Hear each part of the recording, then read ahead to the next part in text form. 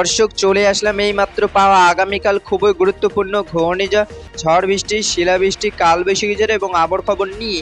দর্শক আজকে ভিডিওতে জানিয়ে দেবো আগামীকাল 24 ঘন্টায় কেমন তার সম্ভাবনা রয়েছে বাংলাদেশে 8টি বিভাগে 64 জেলা আবহাওয়া পরিস্থিতি, এবং আরও জানিয়ে দেবো পশ্চিমবঙ্গে কোথাও কোনো বৃষ্টিপাতের সম্ভাবনা আছে কি না।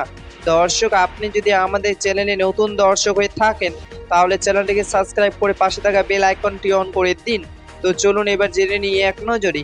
দর্শক এবার সরাসরি চলে আসলাম মেঘ বৃষ্টির স্যাটেলাইট পূর্বাভাস চিত্রে, এবং এই মুহূর্তে দেখতে পাচ্ছি আজ এবং আগামীকাল 24 ঘন্টায় বাংলাদেশে 8টি বিভাগে 64 জেলা আকাশ মেঘলা থাকার সম্ভাবনা রয়েছে।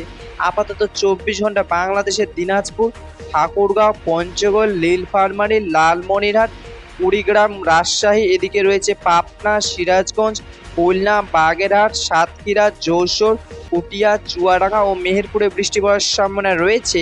এবং পশ্চিমবঙ্গে দার্জিলিং, জলপাইগুড়ি, আলিপুরদুয়ার, কোচবিহার, মালদা, উত্তর দিনাজপুর, দক্ষিণ দিনাজপুর, পুরুলিয়া বৃষ্টি পড়ার সম্ভাবনা রয়েছে 24শে জুলাই 2026 শুক্রবারে আবহাওয়ার খবর। ধন্যবাদ।